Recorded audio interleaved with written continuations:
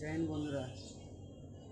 যে কংগ্রেস জনতা পার্টি, যেটা এখন সোশ্যাল মিডিয়াতে প্রচণ্ডভাবে ভাইরাল, প্রচণ্ডভাবে বিজেপির সাথে টক্কর দিচ্ছে।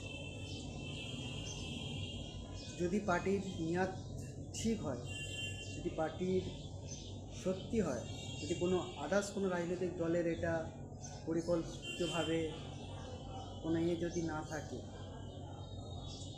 তাহলে দেশের যাদের কবরজ বলা হয়েছে, যাদের কবরজ বলে অসম্মান করা হয়েছে, তারা একদিনই জবাবটা ঠিক দেবে। তুমি চাকরি দিতে পারছো না, তুমি রোজগার দিতে পারছো না, তুমি তাদের ছোটো করছো, এটা তো ঠিক নয়।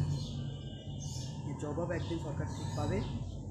এবং দেশে আগে চাকরি দরকার, আগে রোজগার দরকার।